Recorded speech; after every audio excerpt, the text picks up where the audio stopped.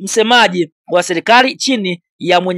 mwenyekiti ambaye kwa upande mwingine ni Gerson Msigwa ambaye yuko chini ya serikali ya Mama Samia Hassan Suluhu, lakini kupitia